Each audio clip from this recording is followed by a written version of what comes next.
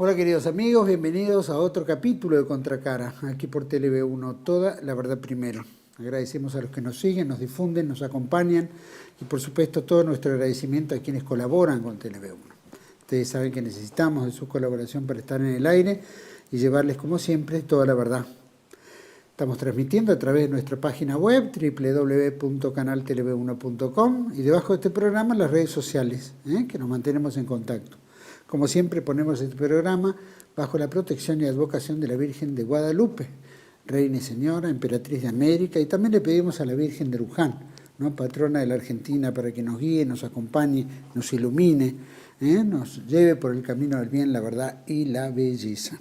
El programa de hoy había quedado pendiente de la semana pasada, tocar un poco el tema que tiene que ver con lo nuclear, ¿no? ¿Hace cuánto que la Argentina creó la Comisión Nacional de Energía Atómica, ¿no? ¿Cómo está el país en materia atómica o nuclear, ¿no? Se habla mucho de lo nuclear, obviamente. Los reactores, ¿no? Si Argentina tiene, no tiene, es decir, ¿de dónde viene esto, ¿no? Ya supimos que se había generado, obviamente, un debacle, ¿no es cierto?, atómico en la Segunda Guerra Mundial, en Japón, Hiroshima y Nagasaki, dos ciudades católicas que fueron bombardeadas por los norteamericanos. Y ahí ya marcó un hito, digamos, de quiénes son poderosos, quiénes no, y todos los países que fueron integrando esta comisión, llamémoslo, de tenedores de poder nuclear atómico. Bueno, ¿cómo estamos? ¿Cómo funciona? ¿Hay un negocio? ¿Cuál es el futuro? ¿Argentina dónde está parada en todo esto? ¿Es estratégico para la Argentina o no? ¿No? ¿Cuál es el desarrollo que Argentina fue creando en esto? Vamos a tocar este tema de vuelta, obviamente con nuestro gran amigo, licenciado en Ciencias Políticas, analista, director del Portal Energético Internacional, fundador de la Confederación Argentina para el Proyecto Nacional o Proyecto Argentino, también creador, obviamente, escritor de La Maldición Argentina, tenemos en pantalla, y dos libros interesantes que le pedí al señor director que los ponga, como para que sepamos con quién estamos hablando, el proyecto nuclear y el desarrollo nuclear argentino. Para mí es un gusto compartir el programa con este escritor, científico, obviamente, don Carlos Joseaga. Gracias, Carlos, por estar de nuevo con el programa.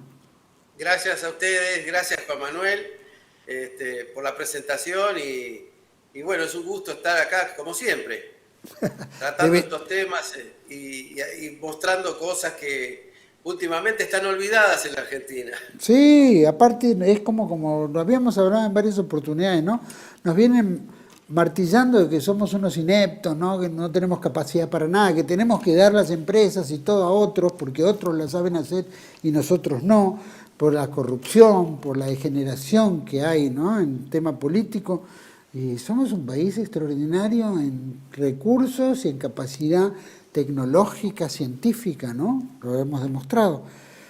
¿Cómo, no? Y todo esto un poco nos deja como, inclusive escuché a algunos decir, bueno, si encima tenemos poder nuclear, estamos en el horno, porque sube un loco y puede declarar la guerra, cualquier cosa, ¿no? Entonces siempre nos ponen en una disyuntiva de tercera, cuarta categoría. Carlos, el tema nuclear que ya venían pidiendo algunos, ¿no? Como un tema obviamente energético, ¿no? De energía que posee la Argentina. ¿De cuándo? ¿No? 75 años creo que cumple la Comisión Nacional de Energía Atómica. 84.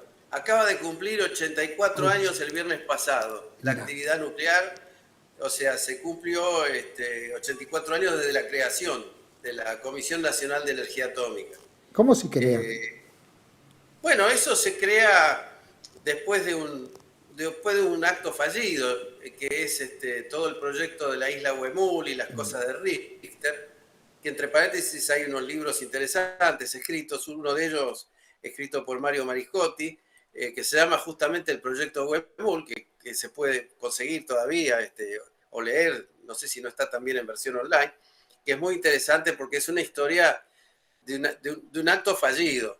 O sea, cuando terminó la guerra mundial, la Segunda Guerra, se buscaron las potencias, incluso la Argentina hizo lo mismo, buscó tecnología entre los derrotados.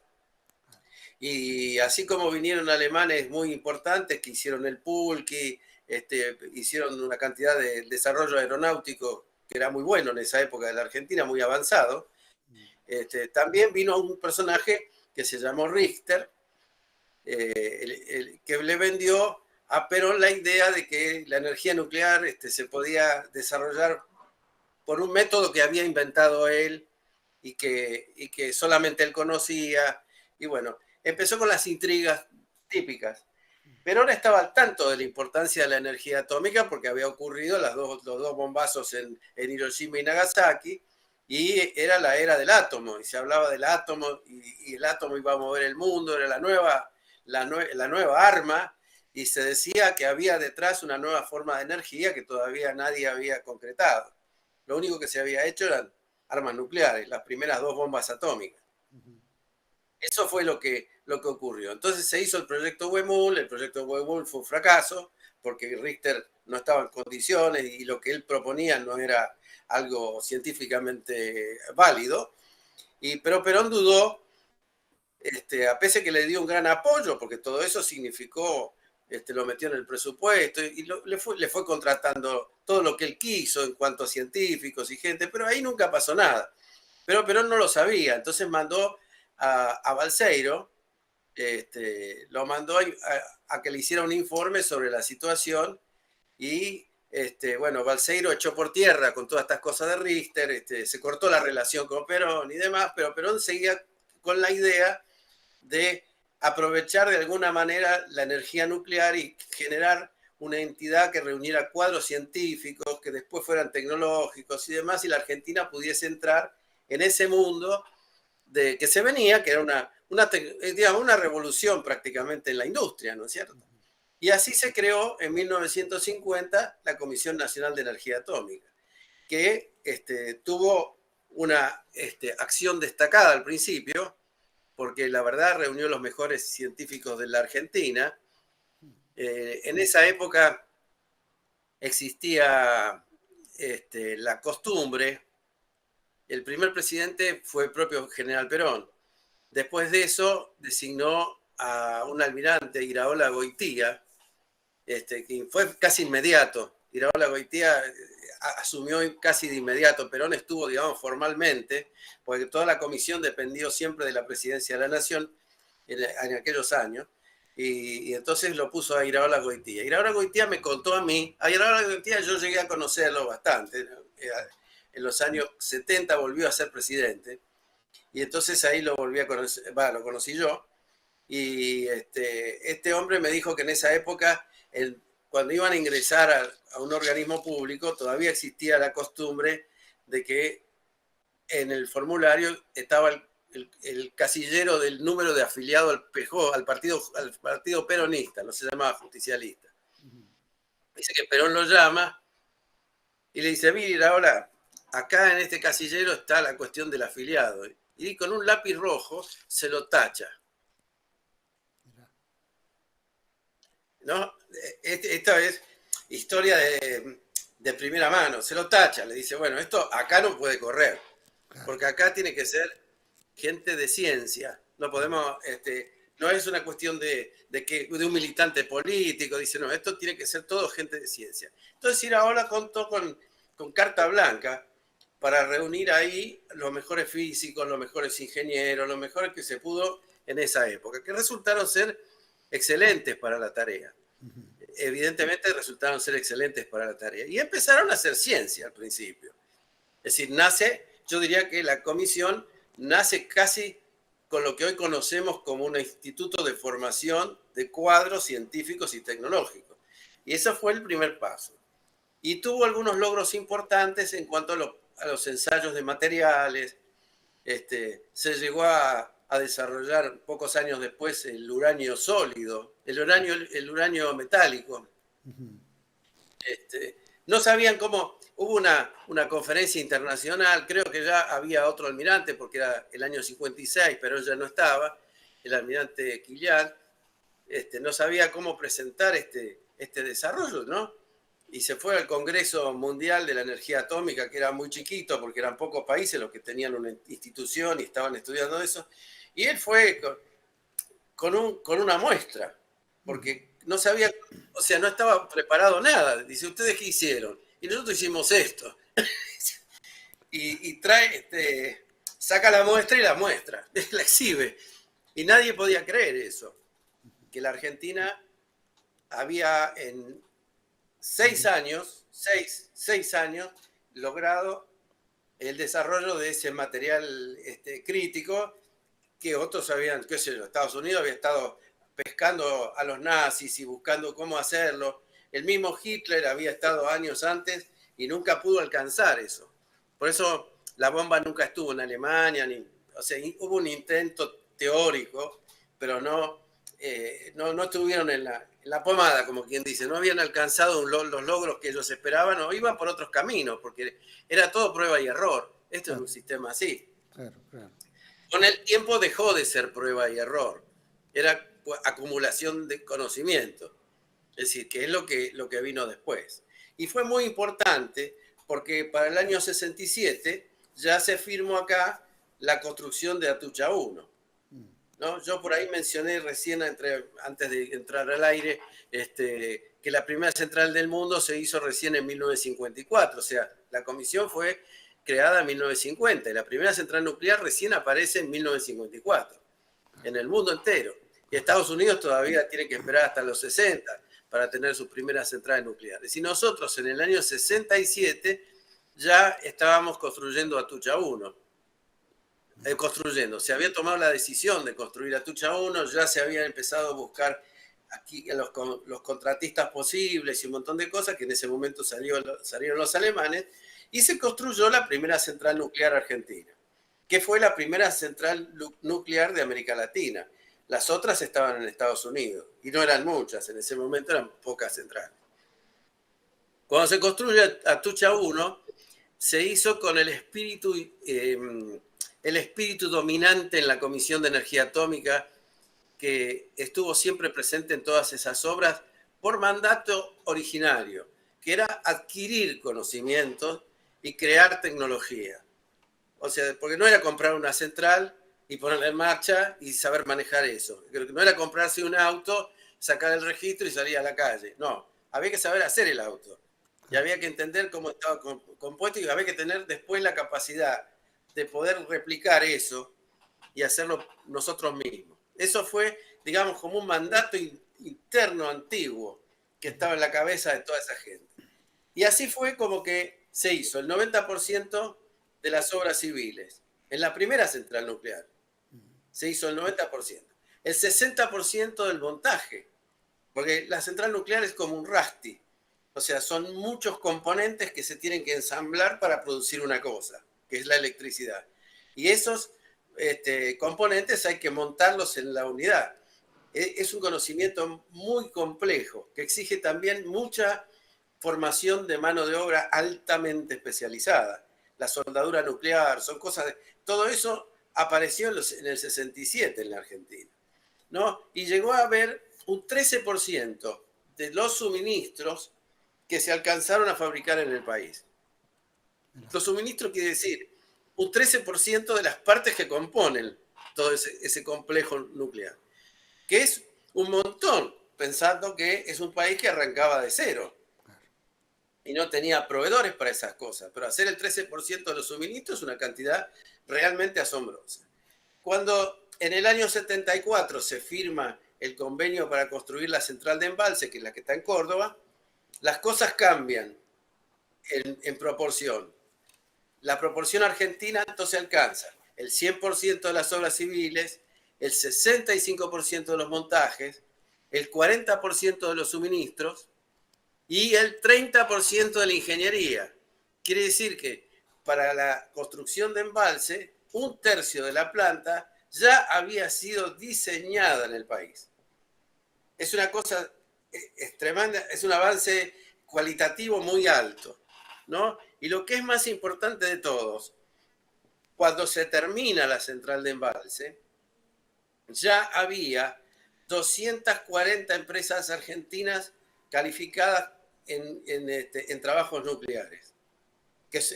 Quiero aclarar esto, porque los trabajos nucleares son los de más alta calificación industrial que pueda existir. Es decir, más alto que eso, es decir, solo la espacial, que también la espacial surge a partir de la nuclear, porque todo lo que hace INVAP y todo eso, y la CONAE, surgen de gente que estaba dentro de la nuclear, porque traen el conocimiento de la exactitud, de la precisión, de los materiales, del dominio de la física básica, lo que se necesita para hacer esas cosas. Pero 240 empresas es una cantidad impresionante. Es decir, porque eso, los países centrales tenían esos números. Estoy hablando de compañías capaces de hacer piezas, no estoy hablando de otra cosa. Es decir, y las piezas son piezas hechas con materiales que no son comunes, que hay que desarrollarlos también. Entonces, todo lo que fue el estudio de materiales, la formación, todo eso está en Ezeiza, lo pueden ver, cualquiera que visite el Centro Atómico de Ezeiza puede encontrar con todo lo que son aleaciones especiales, que ahora hay una empresa que es de la comisión, la fábrica de combustibles, todo eso se hizo ahí. Cuando llegamos a hacer... Para el 74, 1974, ¿cuántos países ya estaban, digamos, capacitados como para desarrollar el área nuclear? Solamente los países centrales. Es decir, de Europa, Alemania y Francia.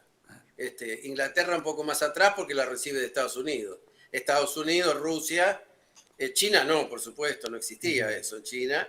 Y paremos de contar, ya no había mucho más. Canadá ya tenía, pero Canadá tenía el desarrollo de los CANDU, que es un reactor hecho por ellos, que después nosotros replicamos en embalse, ¿no? El de embalse es de origen canadiense. Y ahí, para de contar, ya el mundo estaba con eso, ya estaba el club nuclear armado. Claro. O sea que estábamos la en sorpresa, top 7, 8. 8. Y siguen siendo 8 los que pueden enriquecer uranio. Nosotros entre ellos. O sea, nunca hubo uno más. Ahora está el tema de Irán, que lo está haciendo un poco de contramano, y con una tecnología bastante más rudimentaria que la nuestra. O sea, ellos están con la tecnología que se utilizó para las bombas atómicas de los años 40, los iraníes, y bueno, el organismo mundial lo está vigilando a Irán de cerca por el tema de que empezó a hacer cantidades de uranio enriquecido con muy alto enriquecimiento, pero con el método ese antiguo. Nosotros ya a esta altura tenemos el método del láser, que es uno de los más avanzados que existe. Es decir, esa es la realidad. Ahora sigo con Atucha 2. Cuando se firma el convenio para Atucha 2, entonces Argentina hace el 100% de las obras civiles, el 75% de los suministros. Ahora estábamos, digamos, en condiciones de fabricar el 75% de todas las piezas que están dentro de la máquina. Sí. Es decir, el 100% de los montajes y el 65% de la ingeniería. O sea, más de la mitad de la planta termina siendo diseñada por ingenieros argentinos. Vale. Todo lo que es la ingeniería de detalle, todo eso se hizo con Atucha 2. A pesar de que en el medio llegó la Guerra de las Malvinas, y con el fin de la Guerra de las Malvinas y la llegada de Alfonsín, todo esto pasa al freezer, ¿no? Porque se le impone terminar con eso por el anuncio, sobre todo, del uranio enriquecido. ¿Cuánto quedó? Vos decís que quedó en el freezer, ¿se llegó a terminar? No, Atucha 2 se tardó más de 30 años en terminar, por esta razón. Y 20 años de los 30 lo tuvo Menem congelado. Es decir, el proceso que estamos teniendo ahora es un émulo de lo de Menem. Es decir, Menem intentó básicamente ir congelando esa actividad lo más que pudo. Nunca le dio dinero, trató de vender incluso las centrales nucleares en un intento que hizo Cavallo, muy absurdo, muy ridículo. Hizo el ridículo, francamente, con eso. Y fracasó completamente. Eso fue un desastre. Lo importante de Atucha 2, digamos, cómo estaba concebida y organizada la obra, con ya creada una empresa para la ingeniería propia, ¿no? Aparte de la propia comisión, es que se terminó el proceso del llave en mano. porque siempre había que hacer un contrato con un agente extranjero que, bueno, nosotros aprendíamos y replicábamos y hacíamos. A partir de ahí teníamos el ciclo de combustible completo. O sea, el ciclo de combustible quiere decir que desde la mina de uranio hasta la pastillita que estaba dentro de la máquina era nuestro, hecho por nosotros. Es decir, porque siempre está el problema de la dependencia del combustible. Hoy en día hay otros países que tienen centrales nucleares, pero no tienen la tecnología. Claro. Es decir, llega un avión todos los días con un elemento combustible. El día que hay un problema político, geopolítico, lo que sea, no le mandan el avión y se quedan sin luz. Claro.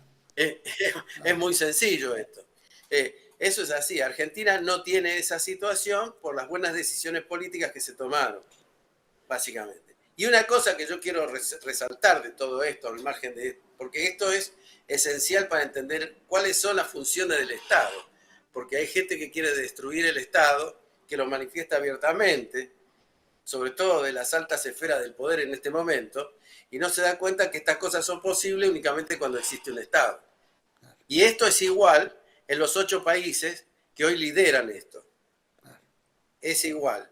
Ahora con una situación distinta, porque después del accidente de Chernobyl y lo de Fukushima, hubo como una especie de parálisis, pero en realidad no fue una parálisis total, sino se hizo más lento y más costoso, porque se agregaron nuevos sistemas de seguridad, se agregaron más elementos dentro de la central y se encareció la energía atómica y empezaron todos los temas de los riesgos, la zona sísmica, como pasó en Japón, u otro tipo de riesgo por el estilo. Eso se fue subsanando agregando más tecnología, más seguridad, nuevos sistemas, nuevos sistemas de control, un montón de cosas.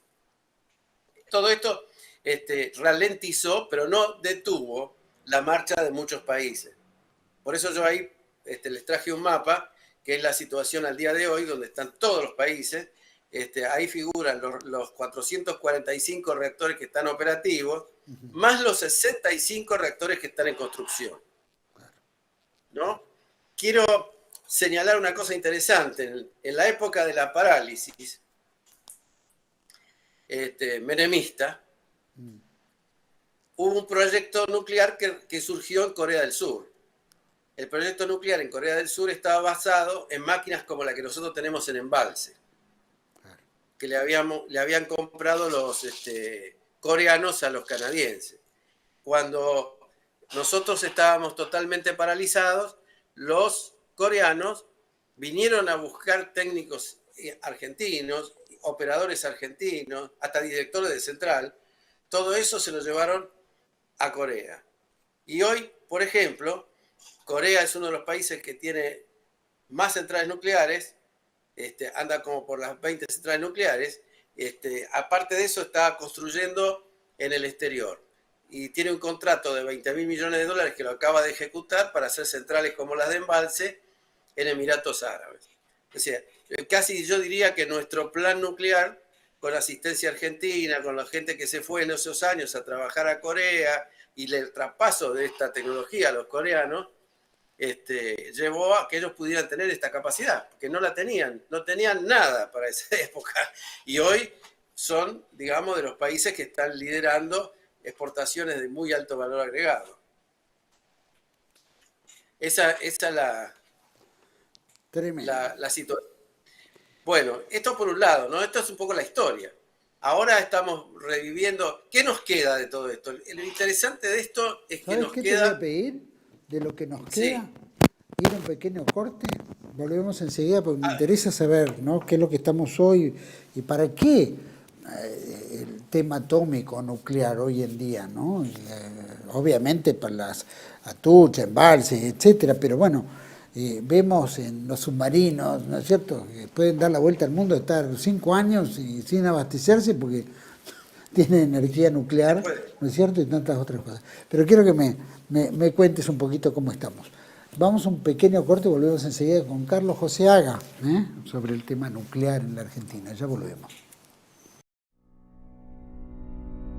TLV1 se complace en anunciar que estará transmitiendo en su canal TLV1 Clips valiosos programas emitidos antes de la censura sufrida. El lienzo prohibido, el revés del derecho, combates por nuestra historia, disenso, Historias de Malvinas, entre otros que podrán encontrar en este enlace.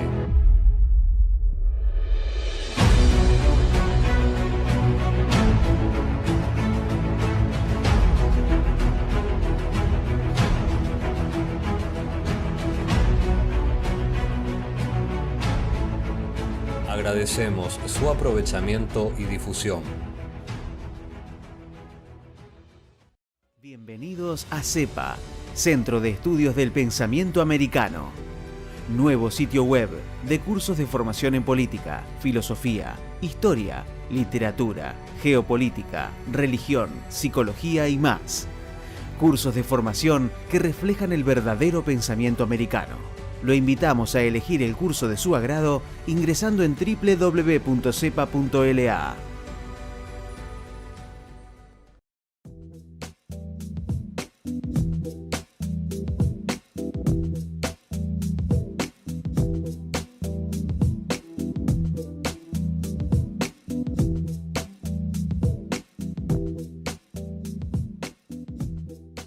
Decir siempre la verdad primero tiene un precio. Dependemos de tu ayuda. TLB1, toda la verdad primero.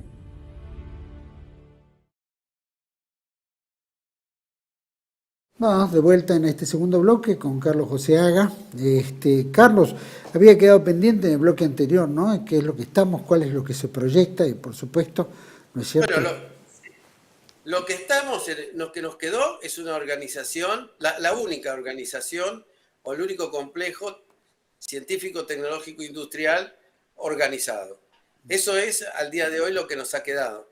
Con el defecto de que con las parálisis de Atucha 2 y ahora la parálisis que va a vivir y que está viviendo la actividad, hemos retrocedido exactamente 67 años en el tiempo. O sea, así como hicimos todo ese esfuerzo de ir integrando nacionalmente, de ir formando las compañías privadas para que pudieran hacer todo eso y suministrar a un proceso, al interrumpirse la programación o la continuidad de las centrales nucleares, lo que tenemos es que se nos plantean cosas ya del gobierno anterior y en bueno, más o menos la cosa también se congeló, peor todavía, pues ya quieren comprar llave en mano de vuelta. O sea, nosotros nos vamos 67 años para atrás cantando y sin ningún problema. En esa situación en la que estamos. Entonces, y también está en peligro lo que es la vida de una organización que está enfocada a hacer ciencia, tecnología e industria, que se queda únicamente con, qué sé yo, con la formación de los físicos y yo diría, las cosas pequeñas, ¿no? Por supuesto que hay una tendencia mundial a los reactores pequeños, que le llaman pequeños reactores modulares, como es el caso del CAREN, que también está paralizado ahí en Atucha.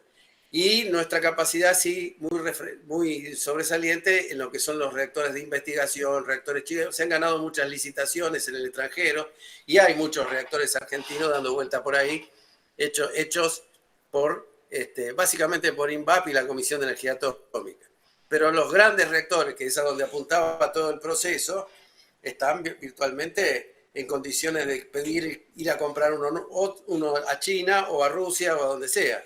En realidad nosotros tendríamos que dar un gran salto adelante, quizás mirando el ejemplo de Corea, que logró hacer un modelo que es grande, porque es el doble o sea, ellos hicieron, al principio compraron una tipo embalse de 600 megavatios, y ahora están vendiendo centrales de 1400 a base del mismo esquema, con la misma tipo de tecnología.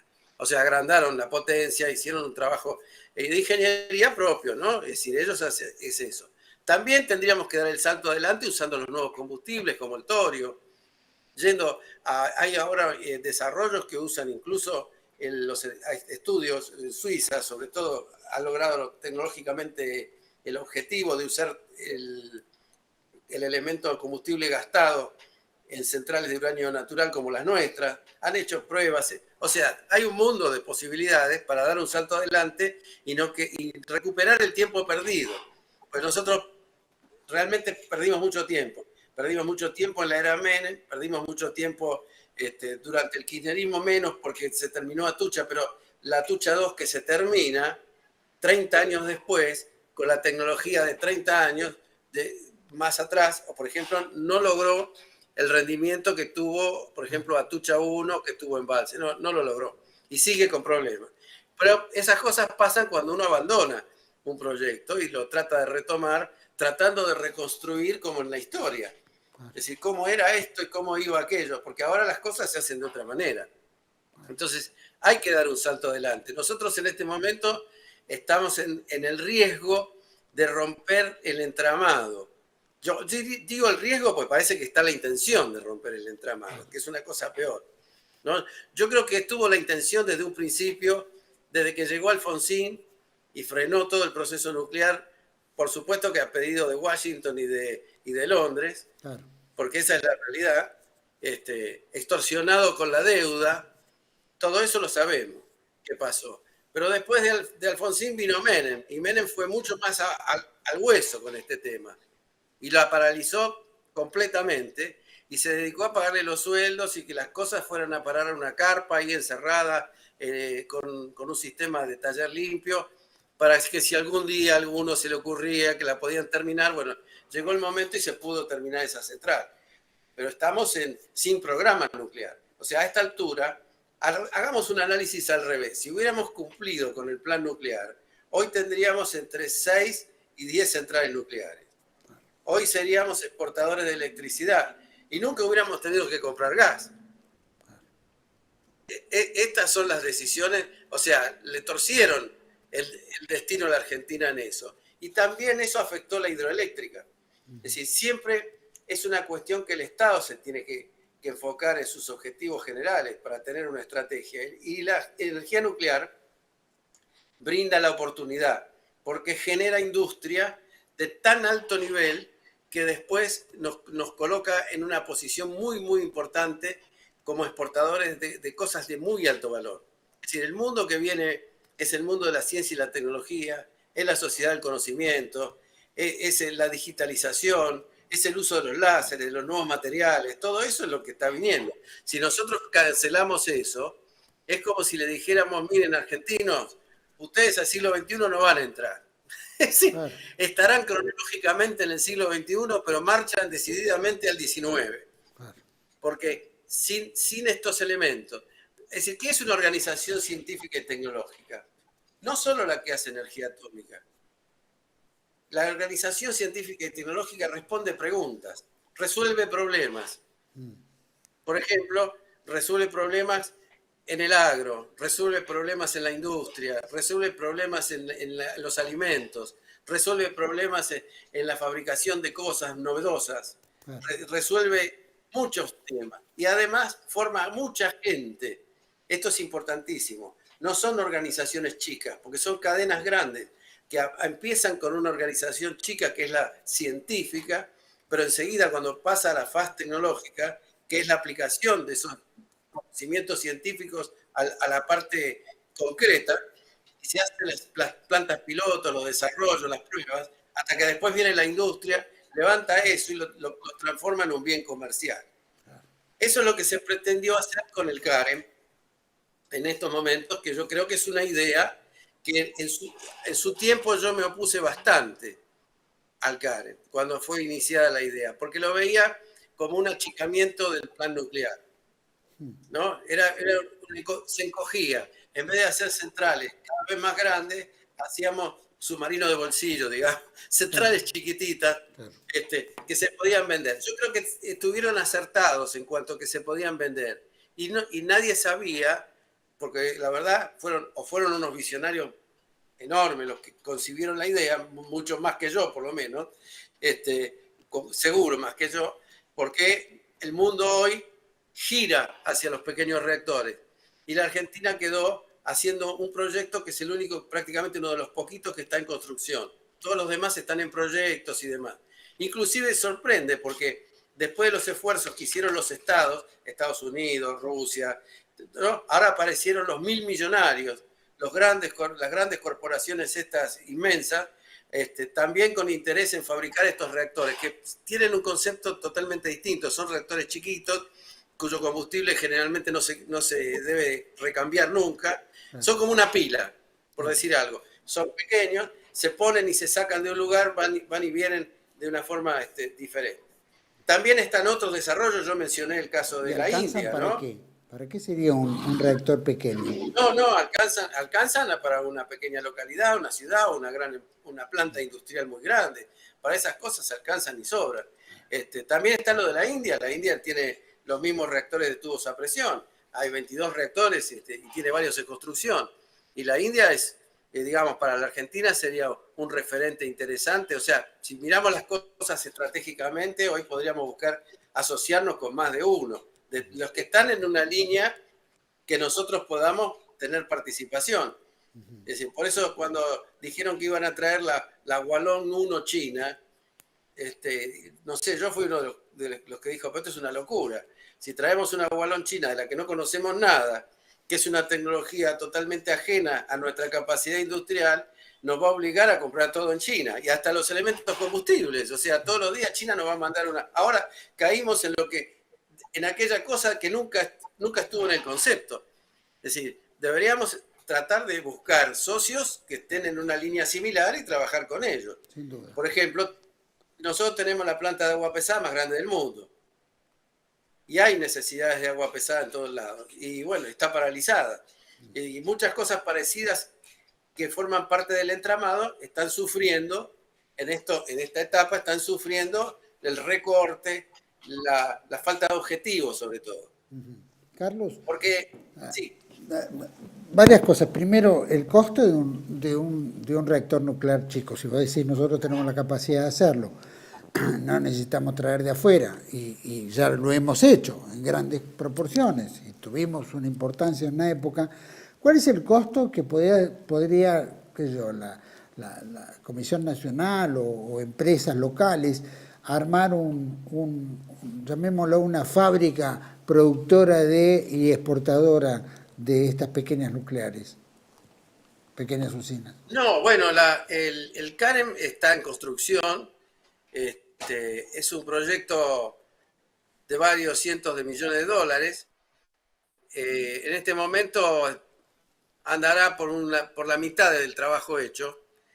O sea que hay que completar eso porque es el que sirve para demostrar la viabilidad del equipo, digamos, y la fiabilidad y todo lo demás.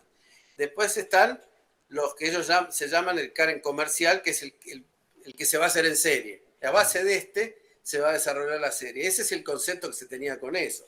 Pero se tenía también el mismo concepto con las centrales nucleares. Centrales nucleares hay desde $10.000 millones $10.000 por kilowatt, como hicieron los franceses en Finlandia hace poco, más, porque se escaparon de presupuesto. Y otros como la India, que con $4.000 millones $4.000 por kilowatt están funcionando sus centrales nucleares sin ningún problema, ¿no? Eso depende mucho de los países y lo que se está buscando. Lo que pasa es que los franceses quisieron ir a la mega central nuclear, o sea, fueron a la tendencia opuesta, a subir de 1.000 a 1.200, 1.500 megavatios, cosas grandes, de quinta generación, agregándole muchas cosas diferentes que no son las habituales. Entonces perdieron la serie, perdieron la capacidad de seriarla. Entonces cada central que empezaron a vender en el extranjero se convirtió en un prototipo gigantesco. Es decir, una obra que se fue un poco de mambo, por decirlo así. Y eso le costó a Francia que el proyecto prácticamente se lo tiraran por la cabeza a los finlandeses. Claro. Es decir, un problema serio. Argentina fue siempre buscando el camino de los países intermedios, a esos países que nosotros sabemos que las grandes potencias le van a poner obstáculos. Claro. Es decir, esos países que quieren aprender como nosotros. Hay ese tipo de nivel, los países árabes, en su momento se vendió un reactor de investigación a Egipto, se trabajó con Perú y hay un centro atómico en el Perú hecho por la Argentina. Hay un montón de países que están en condiciones y que quieren tener energía atómica, porque el tema es que con el tiempo, y más ahora que se fijó que es un muy buen respaldo para las renovables, porque las renovables requieren una potencia fuerte, permanente y fija, porque son intermitentes y producen mucha desestabilización en la red. Entonces la única manera es tener plantas muy grandes. Las plantas muy grandes pueden ser de petróleo, de gas o de carbón. Claro. Es un problema en este contexto. Entonces, la nuclear viene a ser ahora la que resucita, por eso hay 65 reactores en construcción, resucita para cubrir esta falencia que además coincide con la política energética de transición, de tratar de eliminar los fósiles, básicamente, de la ecuación energética. Entonces, esto es lo que hace que la nuclear haya cobrado o recobrado el protagonismo en el mundo. Pero ningún país, ni Japón, ni Alemania, nunca dejaron de hacer el trabajo de base. Sus estructuras, a pesar de que, por ejemplo, Alemania desactivó sus centrales, todos sus equipos trabajan con los franceses y siguen construyendo centrales en Francia. Eso se formó una compañía en conjunta entre Alemania y Francia para seguir con eso. Rusia sigue construyendo centrales nucleares, incluso es el único que tiene una central nuclear flotante que se mueve. Y ahora la despacharon al norte de la Siberia y abastece una ciudad que trabaja con una industria muy complicada y toda la electricidad proviene de la central flotante que está en el puerto. Carlos, es decir, nosotros, vos dijiste, bueno, que teníamos un gran conocimiento en el 1974, que habilitamos a Corea, ¿no es cierto?, desarrollarse, o por lo menos con prácticamente una gran proporción, ¿no es cierto?, de tecnología y conocimiento argentino. Te pregunto, ¿queda en la Argentina conocimiento, capacidad para seguir, digamos, desarrollando, o muchos de nuestros científicos se fueron, entonces hay que recontratarlos nuevamente o ir a científicos extranjeros? El conocimiento. No, lo que nosotros tenemos la capacidad en una gran medida, pero tuvimos muchas bajas porque se jubilaron mucha de esa gente. Porque imagínate que 20 años parados nada más la etapa Menem, los que estaban a plena máquina, todos esos se jubilaron el 100%. Si no se han muerto. Es decir, esta es la realidad. Pero, afortunadamente, como la Comisión de Energía Atómica tiene una vena de formación de gente y estructura para poder formarla, y tiene sus reactores para poder practicar, y tiene todas esas cosas, no es que te pasa como con el submarino Ara San Juan, que seguís sacando submarinistas y no tenés submarino. Acá no pasa eso.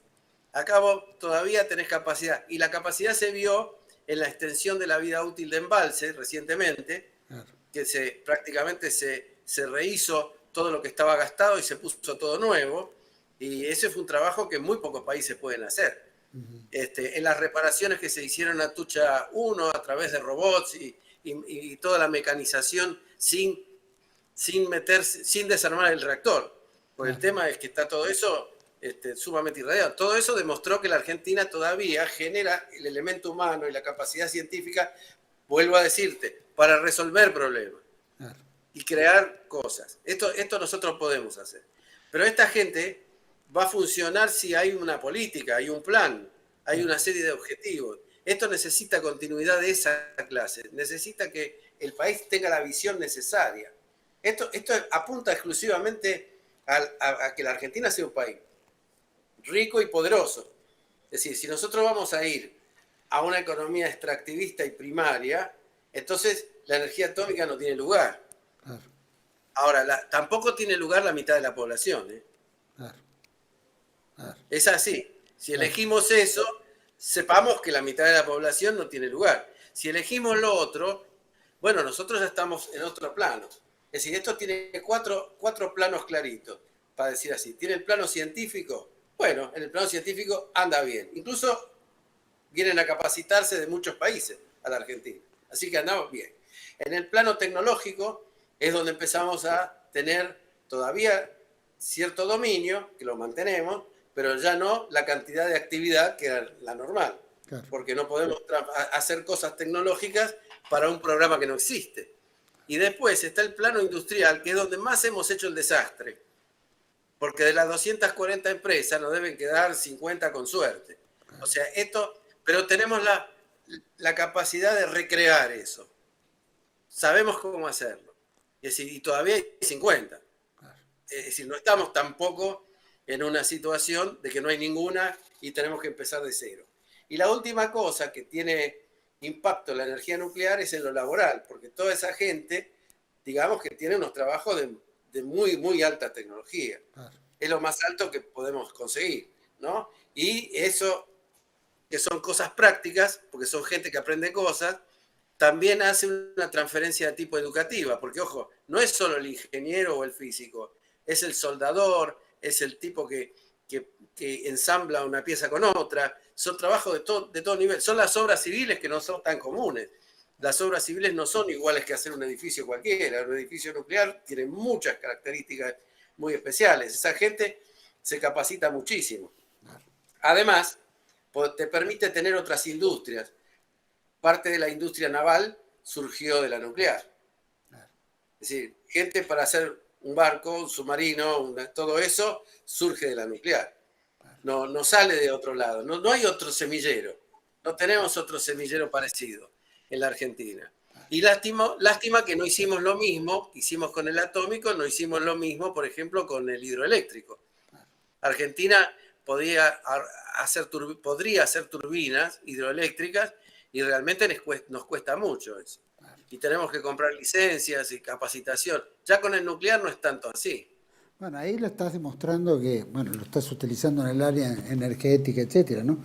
Si evidentemente eso lo hubiéramos podido desarrollar un poco más e incursionar en el área militar, ¿no es cierto? Sí. Y tantas otras, ¿no? Que podría habernos puesto en la vanguardia. Bueno, ahí en el astillero que está ahí en Costanera, hay un submarino en 3 pedazos, que nunca se ensambló, que corresponde a esa época. Y los soldadores que iban a ensamblar ese submarino, todos habían aprendido haciendo trabajos nucleares. Porque son, no es como soldar una cosa cualquiera, es una soldadura muy especial, se le saca radiografía, se ve que esté perfecta, hay un QA, que es un aseguramiento de la calidad. Todo eso es lo que requieren las cosas muy sofisticadas. Y la Argentina tiene que hacer las cosas muy sofisticadas. No es que no deba hacerlas, porque acá está si debe o no debe hacerlas. Yo creo que debe hacerlas. Y para poder hacerlas se necesita programar, se necesita tener una visión clara de dónde se va. Eso es una cosa que desgraciadamente, desde el menemismo hasta acá, yo diría que el alfonsinismo no alteró tanto los objetivos, porque venían con una inercia muy grande. Entonces, digamos, paralizó, pero no frenó la fuerza de ese envión, porque estaban haciendo otras cosas, se estaban haciendo los elementos combustibles, se estaban haciendo enriquecimiento de uranio para ponerle un poquito de uranio enriquecido a Tucha 1 y a Embalse. Se seguían haciendo cosas prácticas. Y las 240 empresas todavía estaban activas y tenían contratos, ya sea para suministrar en el país o con reactores como el que se vendió a Turquía, a Egipto, a Perú. Entonces había trabajo porque todavía el plan nuclear argentino tenía, digamos, una relevancia importante. Pero con Menem ya fue otra cosa. Menem jugó a que se jubilaran todos, que se fueran, que hicieran el retiro voluntario, que se pusieran todas las máquinas a gas.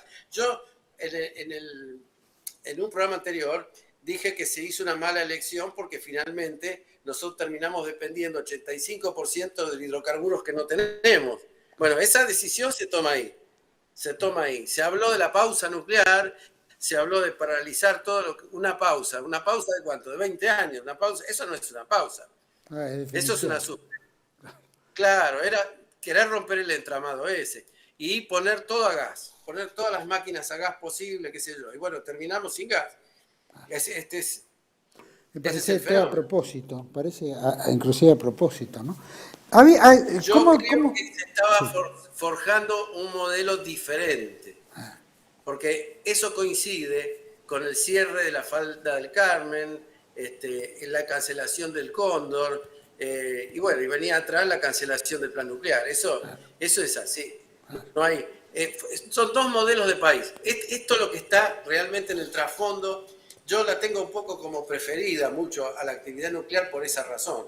Por una razón básica y es que es lo único que nos salió perfecto. Porque si Argentina hubiese hecho eso en varios campos de la industria, porque la repercusión de la nuclear surgió la petroquímica, muchos de los petroquímicos, los ingenieros y todos que estuvieron en nuestras plantas y que formaron todas esas industrias que tenemos todavía hoy, todos esos ingenieros salieron de la planta de agua pesada. Claro.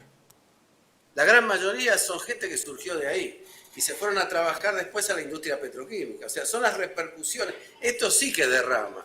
Esto derrama, por todo lo que es conocimiento, derrama de verdad. Ahora, si hay quien no quiere que la Argentina tenga un destino más o menos, bueno, le cortamos todo esto y ¿qué nos queda? Claro. Y no sé si nos queda el agro también, porque cuando se aporta todo esto de la tecnología de radiaciones al tema del combate de las plagas, la mosca de la fruta, todas esas cosas que se hace desde la Comisión de Energía Atómica, yo no sé si desapareciera todo eso, más el INTA, más las 3 o 4 cosas de tecnología que hay aparte de la CONEA, y no sé cuánto tiempo va a pasar hasta que no tengamos ni eso. Es muy probable que poco, ¿eh? Carlos, Sí. ¿qué Estamos consejo daría? Obviamente, volver a reactivar, ¿no? No es tampoco tanta plata, porque era un presupuesto nacional 4.000 millones, como hablamos en energía, otros 4.000 millones. Es decir, y además no son todos. No es que el Estado desembolsa eso todo de una. Claro. Porque una central nuclear es un trabajo que hoy Claro. a nosotros nos demandaría 8 como años, 6 años. 6 años. No, 6 años. Bien hecho, 6 años. El cálculo es simple. Nosotros podemos desarrollar una planta nuclear en la medida que la planta de agua pesada pueda llenarla de agua pesada. Claro. Y más o menos se necesitan unos 6 años por planta. Entonces, sabemos que sincrónicamente cada 6 años podemos inaugurar una planta nuclear. Con eso solo, las 240 empresas vuelven. Claro. Que es una cantidad impresionante.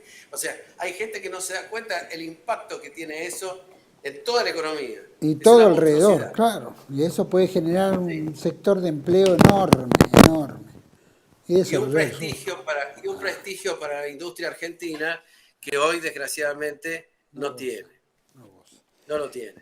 Carlos, bueno, obviamente eso es lo que uno le tiene que tirar como aliento al gobierno, para que hay cosas que no las puede lapidar, no las puede vender, no se deben, porque es justamente, como bien dijiste, nuestro prestigio, nos queda poco. Y como bien decís, es el único sector en el cual hicimos las cosas bien, ¿no? Después hay otro sector que hicimos las cosas bien, que fue todo lo malo. Sí, Eso hicimos, y hay mucho eso lo secreto hicimos industrial perfecto. ahí.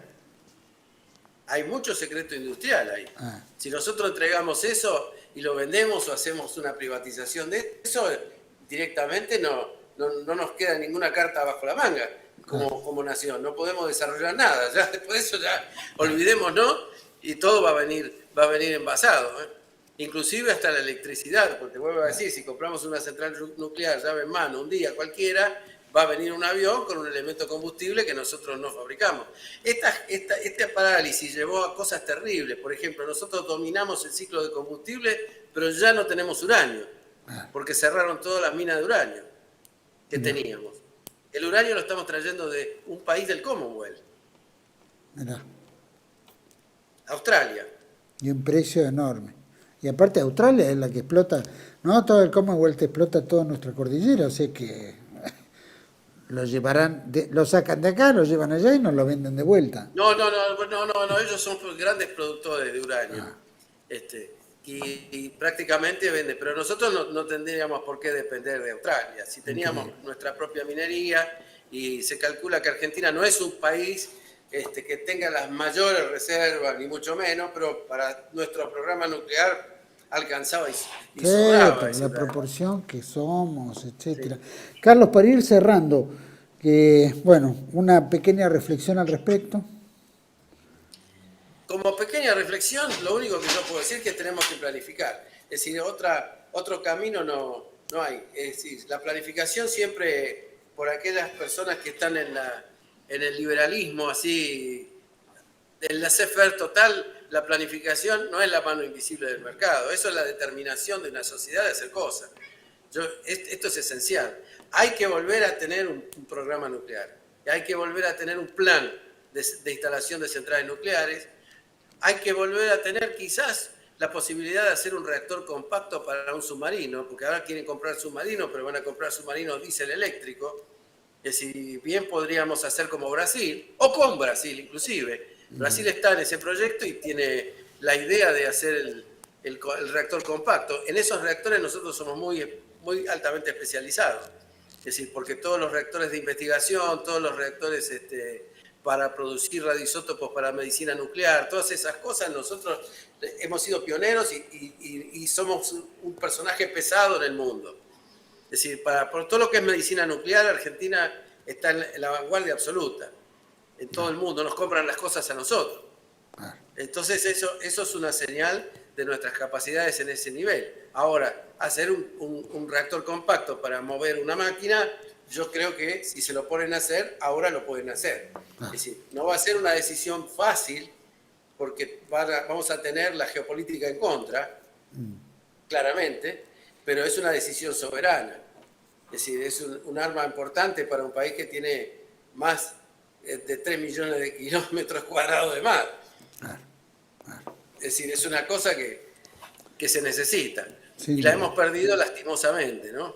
Sin duda, sin duda. Carlos, muchísimas gracias por esta conferencia prácticamente que nos has dado informativa sobre todo este tema nuclear y dónde estamos posicionados, ¿no? Como lo importante que en el fondo somos, ¿no? En este aspecto, pero cómo nos denigran de alguna manera, donde no podemos encontrar que tenemos capacidades sobresalientes en diferentes disciplinas y particularmente en la nuclear. Y entonces, claro, yo quiero decir una cosa, te quiero agregar algo.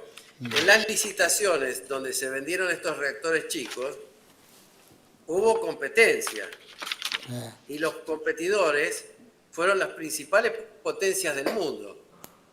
Mirá. O sea, Argentina no es que regaló los reactores, los vendió compitiendo con Estados Unidos, Francia, Reino Unido, Rusia, China.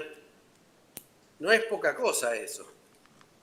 O sea, no en todo estamos en esa pobreza franciscana en la que nos quieren meter. Tal cual, tal cual. Pero nos empujan a eso con el 50%. ¿Viste? Hoy no hay que hacer más nada, sino que hay que alimentar a un 50% que está con hambre. Es una cosa increíble.